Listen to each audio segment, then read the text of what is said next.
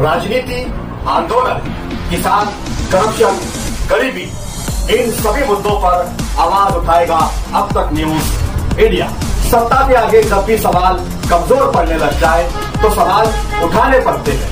बोल के लफ्ज आजाद है तेरे, बोल के सच जिंदा है अब तक। योर एक्सेलेंसी प्रधानमंत्री इशिबा जी, भारत और जापान के बिजनेस लीडर्स, देवी और सज्जनों, नमस्कार, कोनिचिवा। मैं आज सुबह ही टोक्यो पहुंचा हूं। मुझे बहुत खुशी है कि मेरी यात्रा की शुरुआत बिजनेस जगत के दिग्गजों के साथ हो रही है और उसमें से आपसे बहुत लोग हैं जिनसे मेरा व्यक्तिगत परिचय रहा है। जब मैं गुजरात में था तब भी और गुजरात से दिल्ली आया तो तब भी आप में से कई लोगों से बहुत ही निकट परिचय मेरा रहा है और मुझे खुशी है कि आज सबसे मुझे मिलने का अवसर मिला है। मैं प्रधानमंत्री इशिबा का विशेष रूप से आभार व्यक्त करता हूं कि वे इस फोरम से जुड़े हैं। उनके बहुमूल्य वक्तव्य के लिए मैं उनका अभिनंदन करता हूं।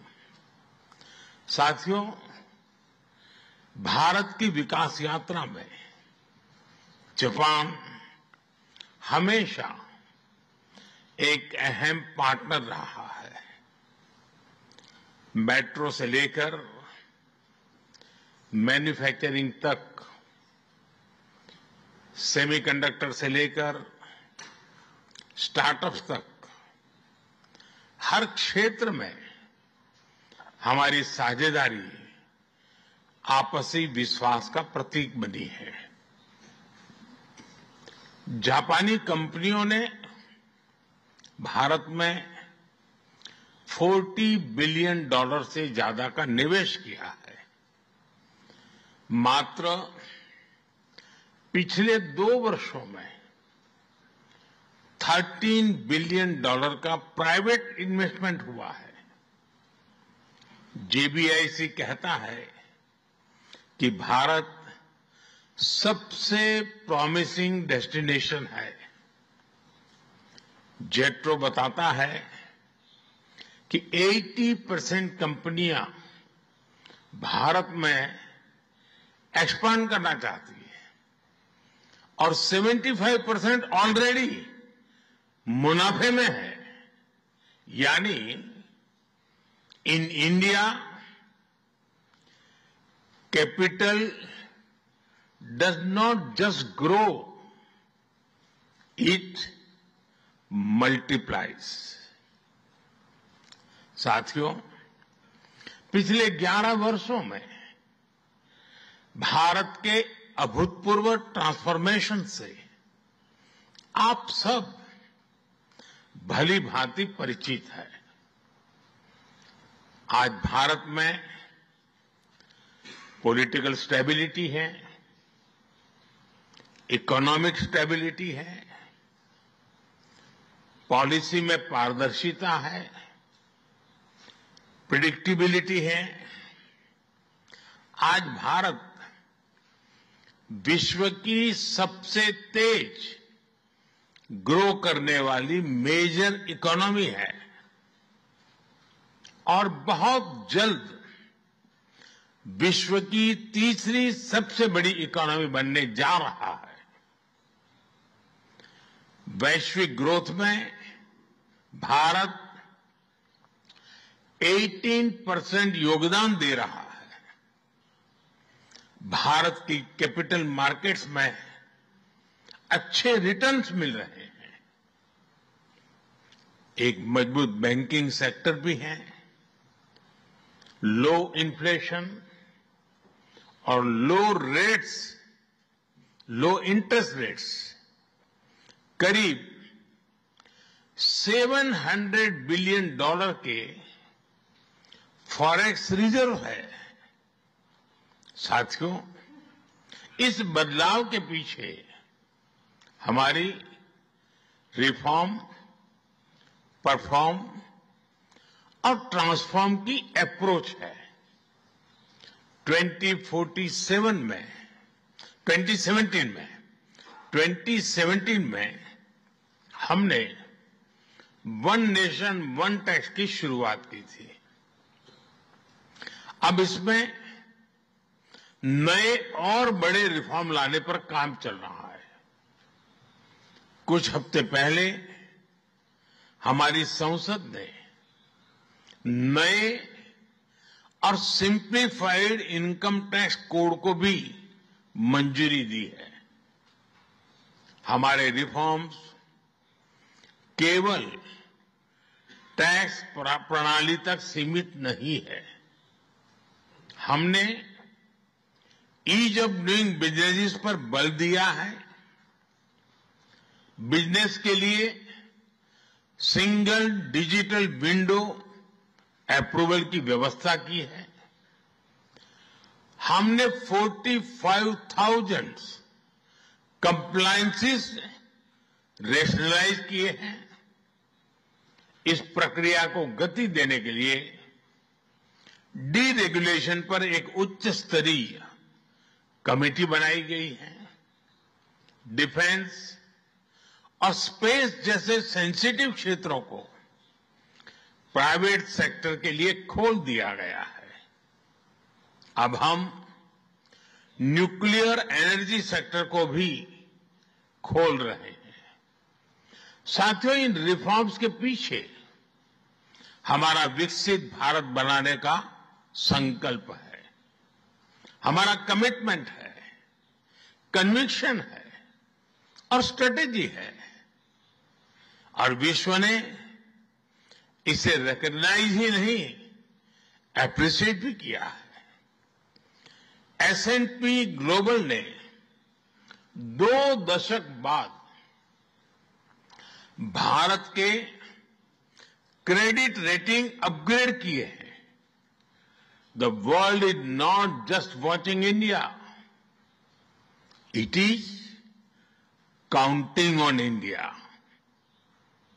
साथियों, अभी भारत जापान बिजनेस फोरम की रिपोर्ट प्रस्तुत की गई। कंपनियों के बीच हुई बिजनेस डील्स, इसका बड़ा विस्तार से वर्णन दिया गया। इस प्रगति के लिए मैं आप सभी का बहुत बहुत अभिनंदन करता हूं। हमारी साझेदारी के लिए मैं भी कुछ सुझाव बड़ी नम्रतापूर्वक आपके समक्ष रखना चाहूंगा। पहला है मैन्युफैक्चरिंग। ऑटो सेक्टर में हमारी भागीदारी बेहद सफल रही है और अभी प्रधानमंत्री जी ने इसका विस्तार से वर्णन किया। हम साथ मिलकर वही magic batteries, robotics, semiconductor, ship building और न्यूक्लियर एनर्जी में भी दोहरा सकते हैं। साथ मिलकर हम ग्लोबल साउथ, विशेषकर अफ्रीका के विकास में अहम योगदान दे सकते हैं। मैं आप सबसे आग्रह करता हूं, कम make in India, make for the world. Suzuki और डाइकिन की सक्सेस स्टोरीज आपकी भी सक्सेस स्टोरीज बन सकती है। दूसरा है टेक्नोलॉजी और innovation. Japan tech power house है और भारत एक टैलेंट पावर हाउस है। भारत ने AI, semiconductor, quantum computing, biotech और स्पेस में बोल्ड और एम्बिशियस इनिशिएटिव लिए हैं। जापान की टेक्नोलॉजी और भारत का टैलेंट मिलकर इस सदी के टेक रिवॉल्यूशन का नेतृत्व कर सकते हैं। तीसरा क्षेत्र है ग्रीन एनर्जी ट्रांजिशन। भारत तेजी से 2030 तक 500 गीगावाट रिन्यूएबल एनर्जी के लक्ष्य की ओर अग्रसर है। हमने 2047 तक 100 गीगावाट न्यूक्लियर पावर का भी लक्ष्य रखा है। सोलर सेल्स हो या फिर ग्रीन हाइड्रोजन, साझेदारी की अपार संभावनाएं हैं। भारत और जापान के बीच जॉइंट क्रेडिट मैकेनिज्म पर समझौता हुआ है। इसका लाभ उठाकर क्लीन और ग्रीन फ्यूचर के निर्माण में सहयोग किया जा सकता है। चौथा है नेक्स्ट जेन इंफ्रास्ट्रक्चर। पिछले एक दशक में भारत ने नेक्स्ट जनरेशन मोबिलिटी और लॉजिस्टिक इंफ्रास्ट्रक्चर में अभूतपूर्व प्रगति की है। हमारे पोर्ट्स की क्षमता दोगुनी हो गई है। 160 से ऊपर एयरपोर्ट्स हैं। 1000 किलोमीटर लंबी मेट्रो लाइन बनी है। जापान के सहयोग से मुंबई और अहमदाबाद हाई स्पीड रेल पर काम चल रहा है। लेकिन हमारी यात्रा यहीं नहीं रुकती। Japan's excellence and India's scale can create a perfect partnership.